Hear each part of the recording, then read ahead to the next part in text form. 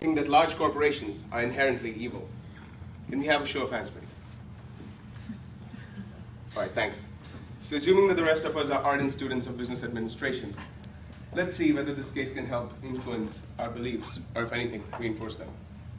To popular culture, the image of a large corporation is always emphasized as one that is evil and run by greedy, heartless individuals, such as the Umbrella Corporation from the Resident Evil fame.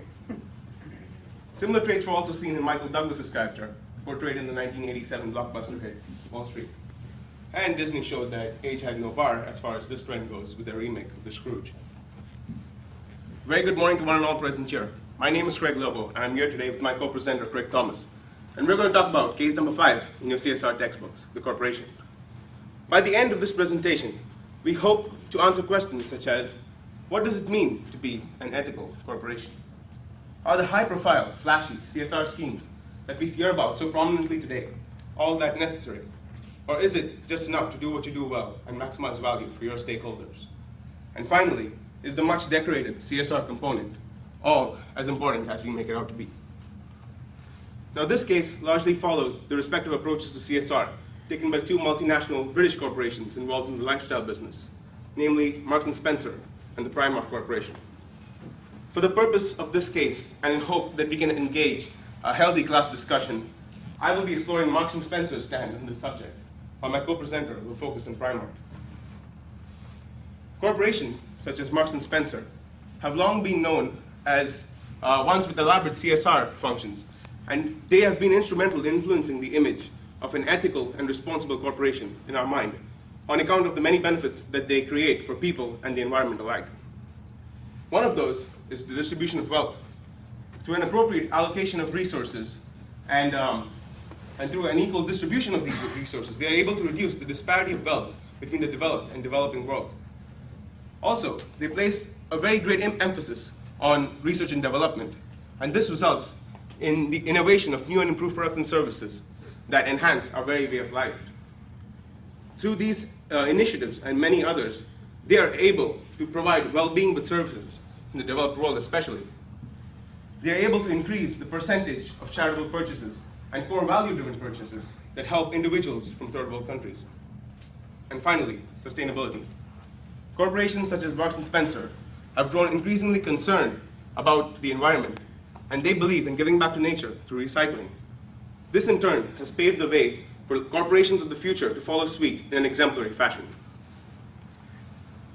Now, in early 2007, Marks&Spencer sanctioned a £200 million project that they deemed would change the world by simply changing the way that they do their business. They called this project Plan A, and we have highlighted 4 of its salient features that we believe are most relevant to this case. The first of which is swapping. The swap coat that you see behind me is a product of recycled wool that Marks&Spencer has collected in association with Oxfam, and many such swap coats have been sold in developed countries. Large proceedings from the sale of these coats have gone for the benefit of the poorest in Senegal. Through smart sourcing, Marks&Spencer has been able to revitalize the supply chain. They now attain the essential resources and raw materials from sources that are sustainable, replenishable, and naturally renewable, thereby honoring animal welfare and being light on the environment. Through fair partnering, they aim at paying a fair price to all the suppliers, including local communities in the supply chain, and ensuring good working conditions for everyone. And finally, the larger question about global warming. Marks&Spencer has grown increasingly concerned about the carbon footprint that they leave behind. They now aim at reducing their operational carbon emissions by 35%. So far, all their stores, fleets, and flagships in the United Kingdom are already carbon neutral, and they have resolved to absolutely become 100% carbon neutral by the end of the decade. Now compare that to a company like Primark. Now, Primark's CSR scheme is pretty anemic compared to Plan A. But not only that, they can't get the basics of being a company and respecting people downright. In 2006, they were found using child labor in India. In 2009, they were using illegal workers in the UK, and were actually paying them below the minimum wage. And even earlier this year, one of their buildings collapsed, killing over 1,000 people. So it seems pretty obvious. Marks and Spencer is an ethical company, and Primark isn't. But you know what? Maybe it's not that simple. Let's see if anything, Primark's doing correctly. Well, let's start with the products. So by being a low-cost leader, Primark is able to offer products that fulfill the basic necessities of life at the lowest cost possible to fulfill the needs of some of the poorest members of society. You guys don't look convinced or conscious in the case over here. But let's look at an example. Let's take another low-cost leader, like Walmart. A few years ago, Walmart started a generic prescription drug program, $4 prescription drugs. This has made huge strides in getting drugs to the people who need them. Okay, about 18 million Americans who are on Medicaid could or currently are benefiting from this program. I mean, forget Obamacare. This is how you help the poorest people in America. And you're probably saying, yeah, sounds great, I love it, but doesn't really make up for what Primark and these companies are doing in these countries like India, Bangladesh. And you're right, it absolutely doesn't make up for it. But let's take another look at that. Michael Walker, in the movie The Corporation, brings up an interesting point. He says that these countries really want these companies to come over and pay 10, 11 cents an hour because they realize that this is the best chance some of these people have. Now, I'm not saying it's a good choice, and I'm not saying that Primark couldn't do better by these people. They absolutely could. But you have to admit, when you have to choose between paying, working to your fingers to the bone, 10 cents an hour, 10 hours a day, or starving to death, I mean, you have to admit that Primark is providing some marginal benefit to these people. Circling back to Marks and Spencer, I'd now like to share with you a tale that we like to call the African cell phone serendipity. A famous British newspaper, The Guardian, likes to tell us the story of the small village in East Africa, where the villagers have to work several hours a day, really hard, to produce a mere truckload of grain. Despite their hardest efforts, more often than not, that one truckload of grain is often destroyed in transit, owing to unforeseen weather conditions and diseases that may plague the crop. A low-cost cell phone manufacturer, like Motorola, launches a device at a price which is accessible to the villagers at the time. In purchasing the device, the villagers are now able to foresee weather forecast information. They're able to know of fluctuations in the demand as well as variation in the prices of grain. This simple action has essentially improved the productivity to the extent that hypothetically they could not produce 100 truckloads of that grain. It's important to bear in mind that this cell phone manufacturer had no intrinsic intention or motivation to help the villagers in any way by selling this product. Their sole goal was to maximize their profit by selling the device at the lowest possible cost and increasing their own bottom line. So this raises the logic question. Are all these high-profile, elaborate CSR functions, like what Marks and Spencer undertakes, all that necessary? So another way to look at this is the PR function. Corporations such as Marks and Spencer often need to save face. They need a positive image. And more often than not, CSR often becomes a gimmick for these corporations to convince consumers in the developed world, the wealthy consumers, that to make them feel less guilty about their purchases, in knowledge that in purchasing these products, they are helping people from underprivileged countries. However, this is up for debate. Well, now we've been speaking way too much. We'd like to hear what you guys like to think about all that we've spoken about. And so we'd like to look at it from the lens of ethical theories. The first being utilitarianism. So if I were to ask you, what would a utilitarian make of the points that we discussed? What would they make of Marks and Spencer and Primark's actions? Anybody? The utilitarian would probably say that the company that's going into the third world countries is, they're providing an opportunity that they wouldn't have otherwise, and, corporate social responsibility, you can't achieve that through that, so they'd probably say that they're both sort of, as long as the results are better on the, less ethical company, then they'd be the way to go. All right, thanks. And that's what we were trying to get at. So, all right, go on, Nancy. Right. What about this guy up on the screen? Immanuel Kant. What would he say? And remember, guys, Kant says that people need to be treated as ends and not as means. He also talks about how we have a moral duty towards people, which means that we need to act out of our duty and not because it makes us feel good. And finally, the concept of universalizability. It's a big word. Any action, it needs to create benefits that can be replicated by everyone all over the globe. Anyone?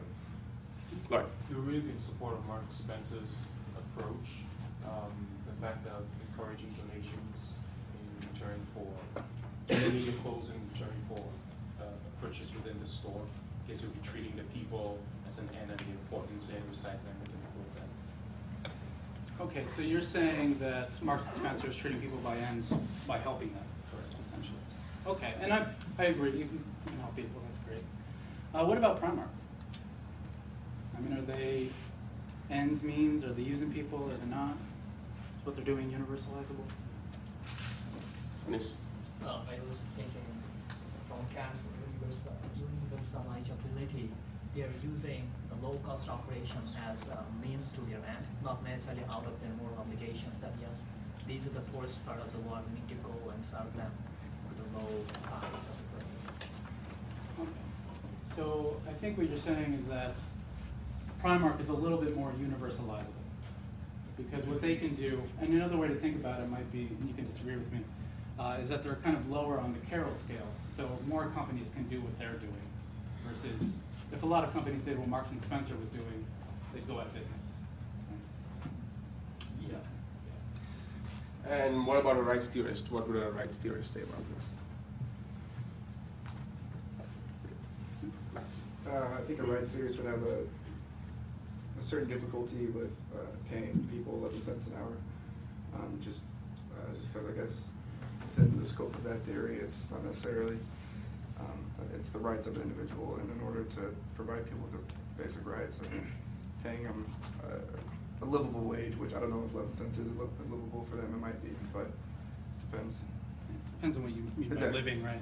Well, I mean, if it's helping them from starving, then it is providing them a service and helping them, use their rights. But if it's not, which I don't know if it's not or not. So. And I think that's a good point, and one that I'm not going to really argue with. I mean, is paying somebody 11 cents an hour really fulfilling the rights that they have as inalienable to them? Probably not. But if you look at the flip side, if you look at their customers, if we think that basic things like healthcare and basic food are rights, to what extent, which one of these companies is offering more of them to their customers? Marks and Spencer sells kind of fancier stuff. I don't think any of us would say we have a right to the latest fashions. Somewhat. Okay, well, probably not most, but yeah, you're right. And finally, what would a Costinian say about this? And remember, Costa says that all ethical alignments need to be included across every functional division of a corporation. So it needs to be something that the business does as a business, not that something which can be latched onto it later.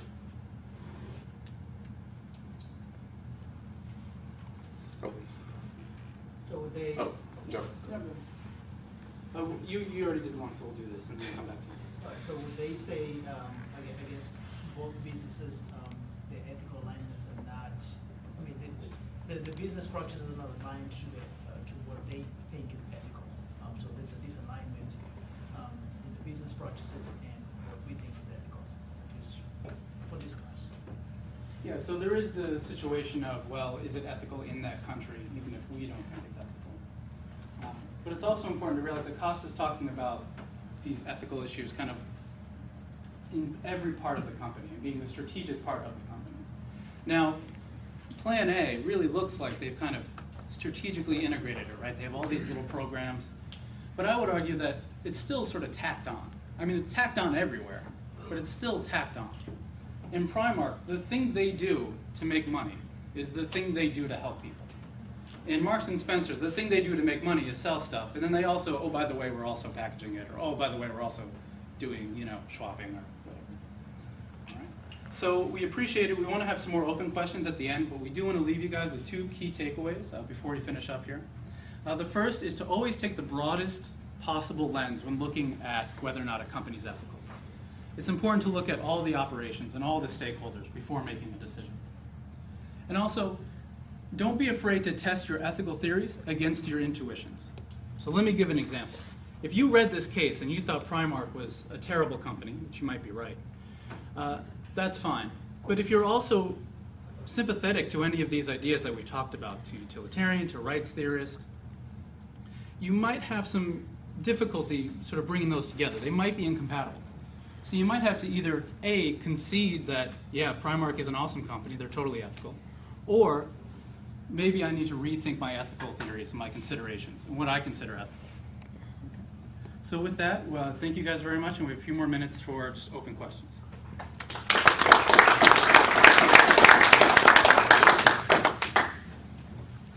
So when you're testing your ethical theories against your intuitions, yeah, there are a lot of ethical theories out there to test with.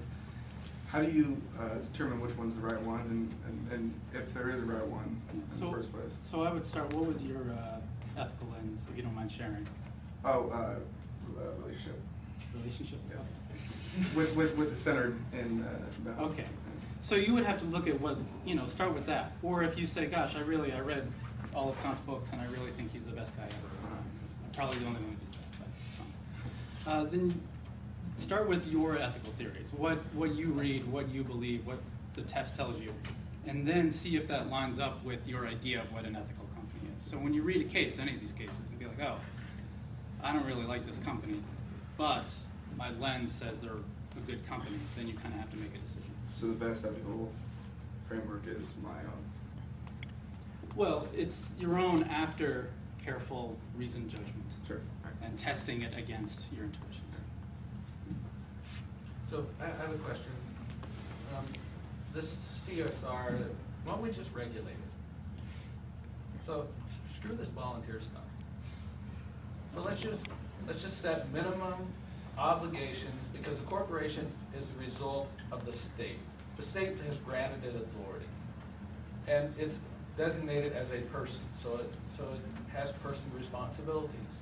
So just regulate it and quit trying to worry about Primark not being good CSR. Just set standards that they have to be good at CSR, or they're out of business. To some extent, I think we already do that. I mean, we already ask companies to pay a percentage of their profits for the public good. It's called taxes, right? And we also ask them to respect minimal legal or minimum ethical standards, and those are called laws, right? So we have minimum wage laws and those sorts of things.